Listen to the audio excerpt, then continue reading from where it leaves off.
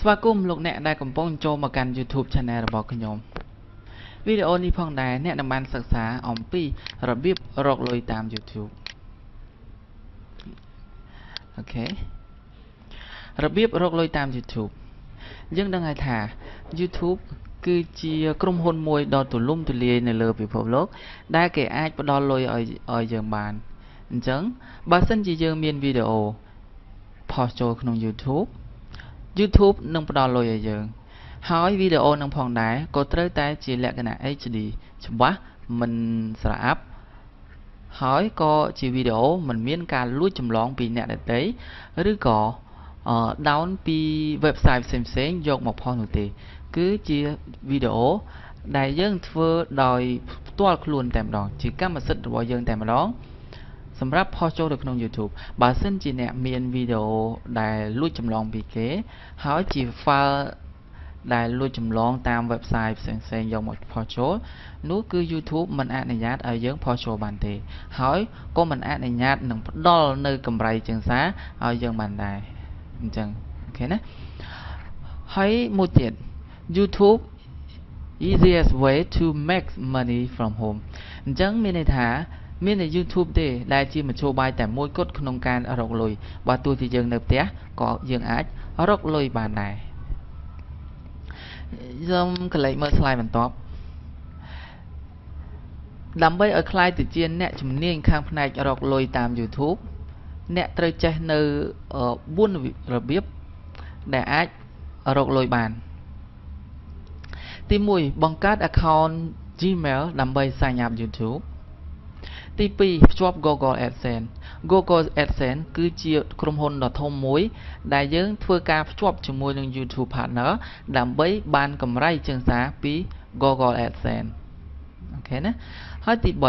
របៀប upload វីដេអូដើម្បីបានលុយការ upload វីដេអូនោះមិនមែនជាការងាយនឹង upload ចេះតែ upload ទៅវីដេអូតែផ្ដេសទេ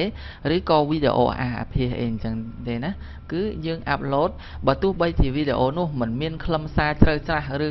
ជាលក្ខណៈលេងសើចសប្បាយអីយ៉ាងណាក៏ដោយក៏អាចផុសបានដែរក៏ប៉ុន្តែវីដេអូនោះដូចដែលខ្ញុំនិយាយបានខាងដើមអញ្ចឹងថាมันមានការលួចចម្លងពីអ្នកដទៃឬក៏តាម website ណាមួយយកទៅ upload នោះទេអញ្ចឹងណាហើយវាមានការកន្លឹះបន្តិចបន្តួចដែរក្នុងការ upload នោះដើម្បីបានលុយហើយទី4គឺបំរាមក្នុងការ upload វីដេអូវាដូចទៅនឹងការរបៀប upload វីដេអូដើម្បីបានលុយនឹងដែរអញ្ចឹងណាអញ្ចឹងដើម្បីកុំឲ្យចំណាយពេលយូរសូមអ្នកចូលទៅអនុវត្តនៅជំហានទី1គឺបង្កើត account Gmail ដើម្បី sign up YouTube អូខេអញ្ចឹងសូមអ្នកចូលទៅក្នុង browser ណាមួយក៏បាន Mozilla Firefox ក៏បាន Google Chrome ក៏បាន Internet Explorer ក៏បានឥឡូវខ្ញុំសូមចូលទៅអនុវត្តនៅក្នុងកម្មវិធី browser មួយដែលមានឈ្មោះថា Google Chrome នៅក្នុងប្រអប់ search សូមអ្នកវាយពាក្យថា www.gmail.com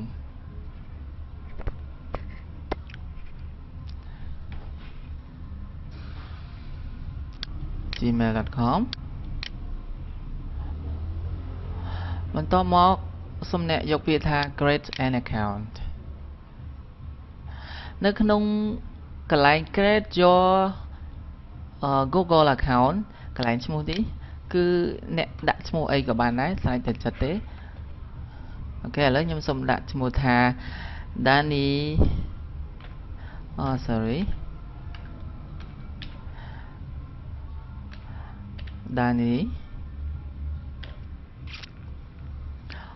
Love អូខេខ្ញុំសូមដាក់ឈ្មោះអញ្ចឹងទៅបន្តមកទៀត choose your username អញ្ចឹងនៅកន្លែងហ្នឹងយើង email របស់យើងហ្នឹង mail របស់យើងខ្ញុំដាក់ឈ្មោះអីក៏បានដែរគឺគេមិនប្រកាន់ទេណាអញ្ចឹងខ្ញុំសូមដាក់ថា Dani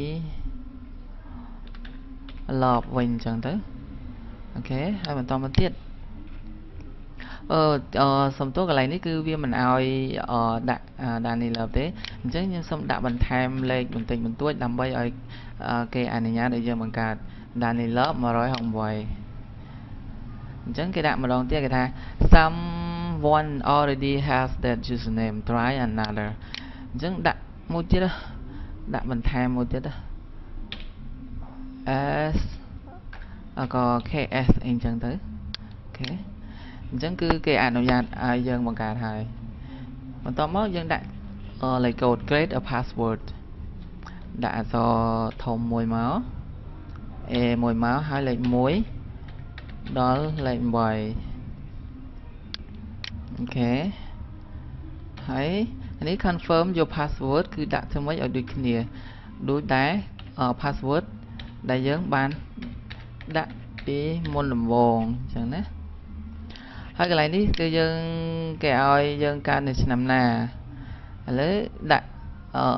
សំទោសកើតនៅខែណានេះគេដាក់ខ្ញុំដាក់ខែជូនថ្ងៃទី16ឆ្នាំ1993អញ្ចឹងខ្ញុំសូមដាក់ឆ្នាំកើតនៅក្នុងឆ្នាំ1993ហើយកន្លែងនេះ gender គឺយើងដាក់បើសិនជាយើងប្រុសយើងដាក់ male បើសិនជាយើងស្រីយើងដាក់ female អញ្ចឹងយើងប្រុសយើងដាក់ male ហើយកន្លែងនេះកន្លែងលេខទូរស័ព្ទយើងដាក់លេខទូរស័ព្ទដែលយើងប្រើប្រចាំថ្ងៃគឺ098 48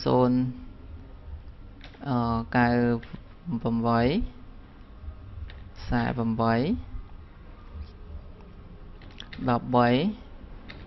35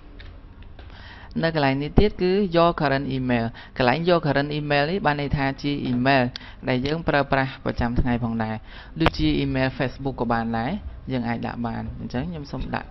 នៅ email មួយដែលមានឈ្មោះថា opportunity នេះ opportunity108ks@gmail.com នៅក្នុងកន្លែង pro you're not a robot កន្លែងនេះយើង skip យើងមិនបាច់គូសសញ្ញាคลิกក្នុងនេះក៏បានដែរហើយកន្លែងនេះគឺ tab the text អញ្ចឹងលេខនៅក្នុងនេះគឺយើងត្រូវចម្លងយកមកដាក់នៅក្នុងប្រអប់ tab the text នេះ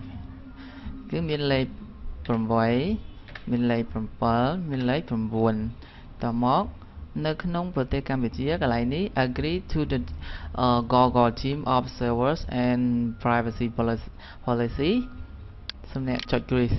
តមកចុច next step remember password នៅកន្លែងនេះគឺ verify your account នេះដាក់លេខទូរស័ព្ទយើងដដែលហើយ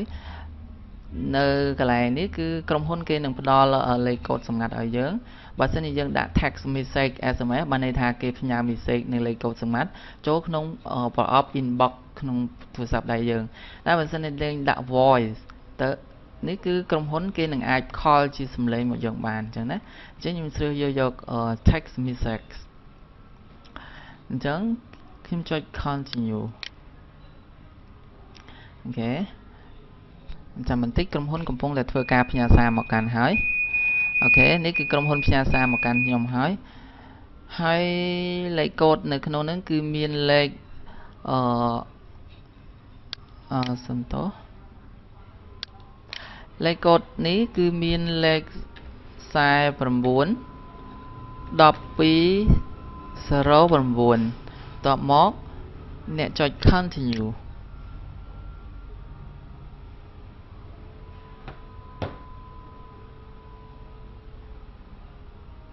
អូខេនេះបានន័យថាGmail ដែលយើងបង្កើតគឺបានជោគជ័យហើយអញ្ចឹងណានៅវីដេអូបន្ទាប់អ្នកនឹងបានសិក្សាអំពីរបៀបបង្កើត Channel YouTube តែម្ដង